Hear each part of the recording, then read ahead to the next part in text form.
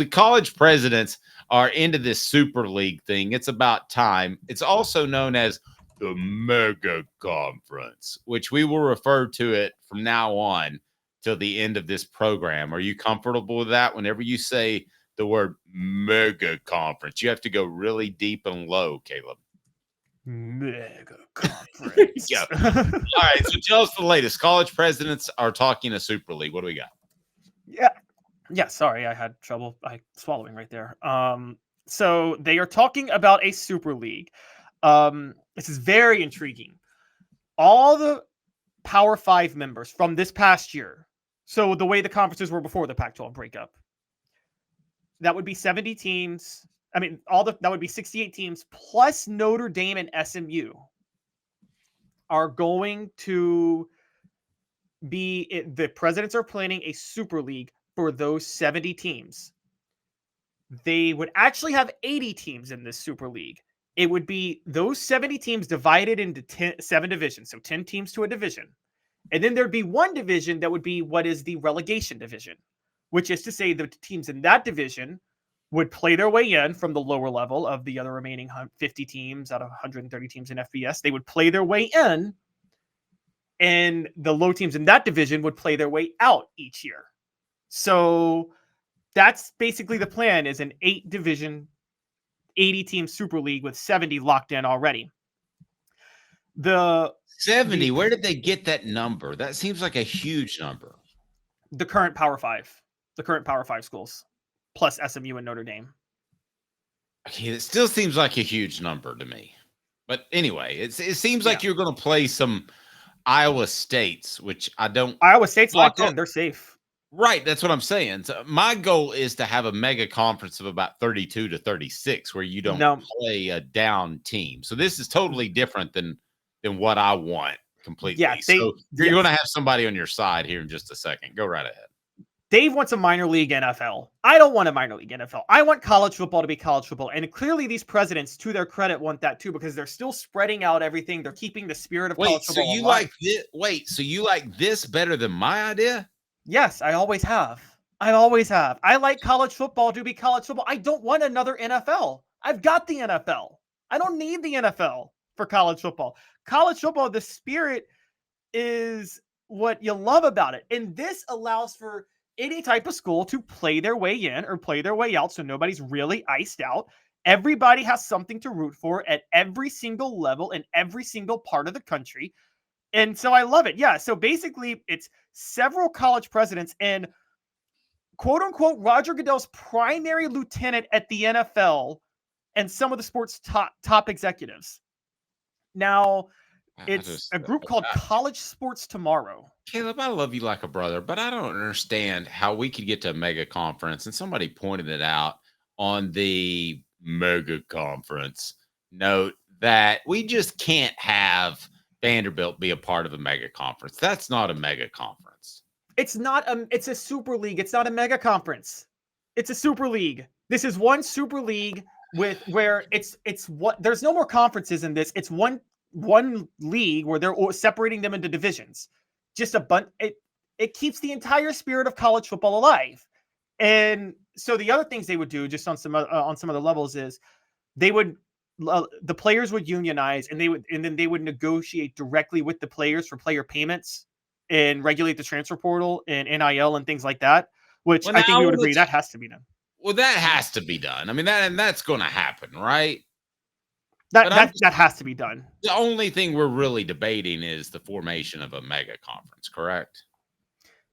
Correct, but I don't want to see Dave and Caleb here. That's what I'm talking Yes, but Dave, your method would make college football just like the Southeast and like 3 teams otherwise, and it'd be 32 teams, and then like the sport would be hyper regionalized, and it would go the way of NASCAR. No. When NASCAR was hyper regionalized, it did quite well. And I tell you who can tell you about that is our friends at Newbert Collision Center, because they got a race car. They drive around a track a time or two with Jeff Newbert at the wheel. For over 50 years, Newbert Collision Center has been East Tennessee's best choice for quality repair work and fantastic customer service. Go to joenewbertcollision.com, joenewbertcollision.com. So, yeah, Caleb. I mean, that's not exactly the case. I think you're oversimplifying a little bit there.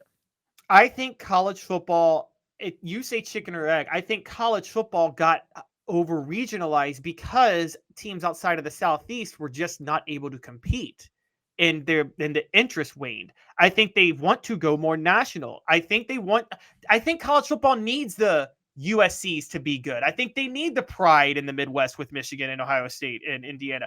I think there needs to be a specialty to the Rose Bowl, which isn't an SEC tie-in, but I don't care. The Rose Bowl, say what you want about it, Dave. They get college football right. The pageantry part of the sport matters. That's what makes it special. A 32-team Super League is minor league NFL. Tell me how minor league baseball is doing right now.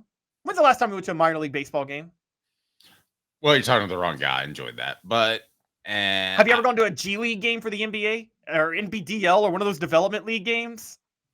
No, I haven't been to one of those. Ever gone to a CHL game, a developmental hockey league game? No, missed those as well. Couldn't get a ticket. You're turning college football into nothing but a developmental league for the NFL if you do this, if you go 32 teams. Yeah, I disagree. I think the 32 teams would overshadow the rest of the group. If you want to do 70 teams, we're going to have to get into this relegation thing, which I want to discuss, but I'm not real crazy about. Portions of the program brought to you by Don Self. State Farm. Customer service still matters. For over 40 years, Don Self and State Farm have built their business on taking care of their customers in the greater Chattanooga area. Call 423-396-2126, donself.net, donself.net, 423-396-2126. So you can't have, if you have 70 teams that are realistically a part of this mega conference, or maybe we should call it a Super League now. Yeah, that's what they're calling it.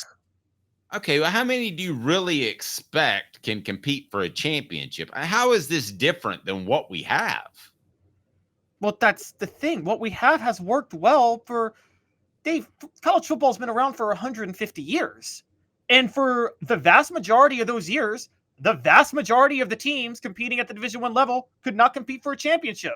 And it was still very successful. College basketball has been around just as long, and there's 300 semi teams, and only 20 can compete for a championship. But everybody loves March Madness, at least. I think that it's not just the concept of competing for championships. We know there will be elite teams. We know there will be top teams. And as long as you make the regular season matter, big point on my end, then everything will still be great. Then you could have the lesser leagues kind of look like March Madness, where like a team from the whatever conference wins their conference and goes to the tournament. You think those teams are saying, we want to go win a national title? No, they're saying maybe we can make a run. The goal for them is to get to the NCAA tournament. That's their championship. So you can we'll break down the divisions and what I think they would look like in a second. We'll get to that soon. But basically, you could have certain teams say, my goal will be to win my division and go to this probably said playoff. That's my championship. That's my championship from my level. If you're Tennessee or Michigan or Alabama, that's not your championship. The championship is your championship. And so that's how you kind of play it. Look at college basketball.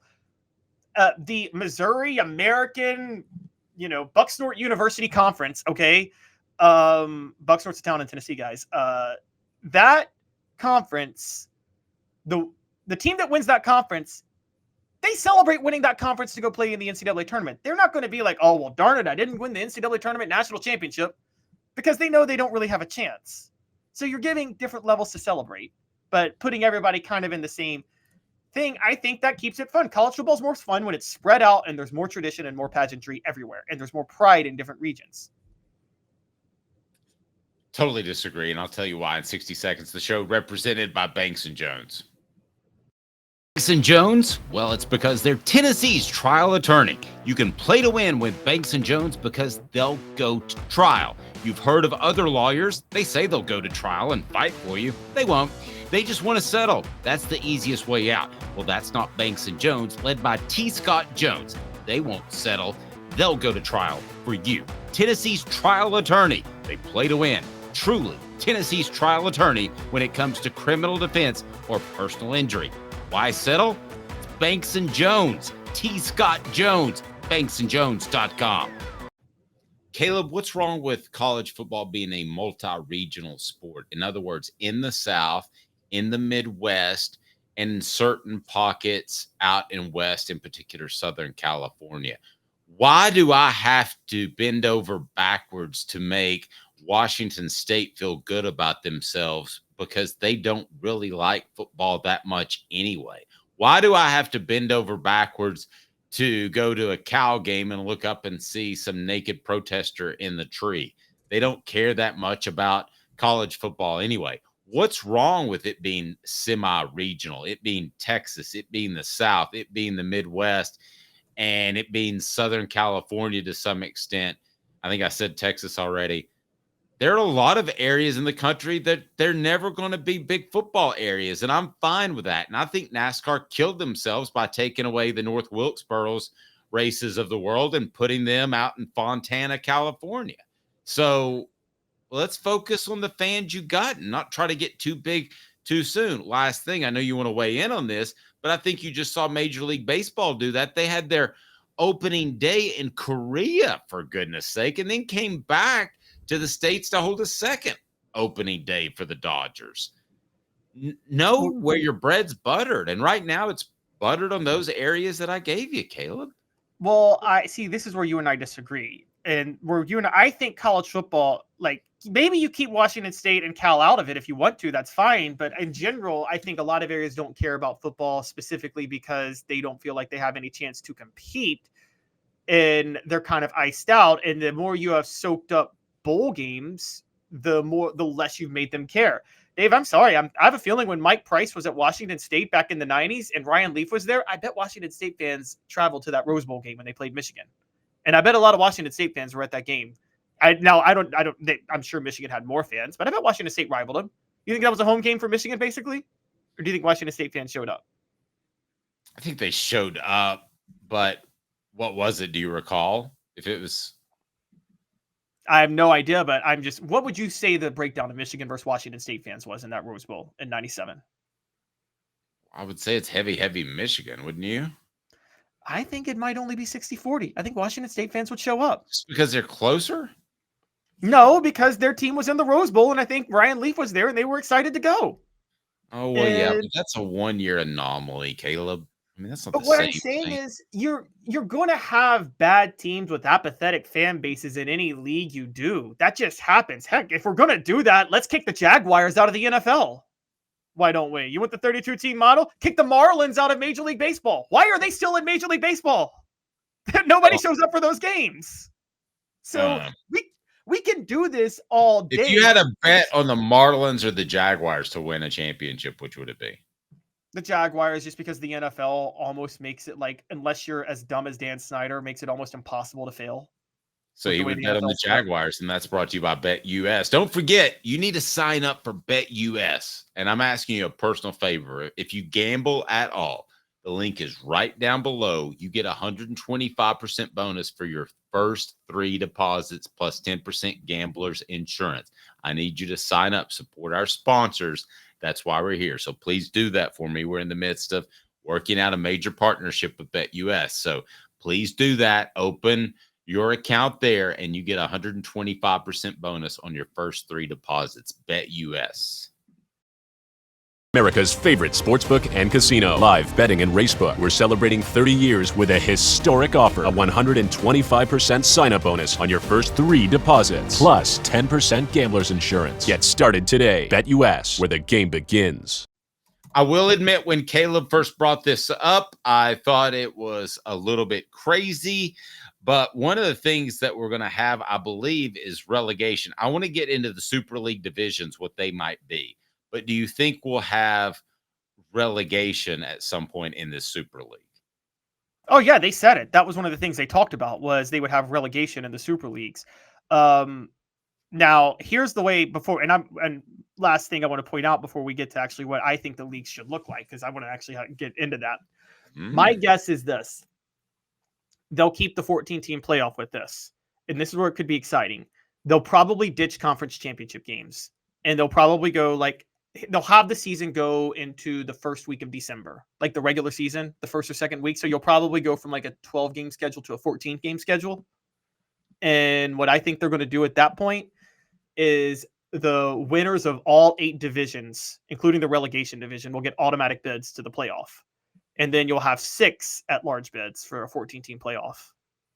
And I think that's how they'll do it. Okay, can we go ahead and agree that Notre Dame gets no special treatment, that all they get is one of the at-large bids? No, they'd be in a division. They'd have to be in a division. They're going to separate all of this by divisions because it wouldn't matter. Yeah, they'd be in a division. They're not going to be in a division where they have to split up the money. These divisions, you're thinking divisions like conferences. No. The money is not going to be run by, there's no conference. The Super League has a commissioner, somebody that runs it. They negotiate all the money in the TV deals. But again, you're asking, I don't want to get caught up on Notre Dame. You're asking Notre Dame to be a part of a collective TV deal when they've got their own TV deal. Yes, they would have to. Yeah, they would have to accept or go along their merry way, which they probably would accept.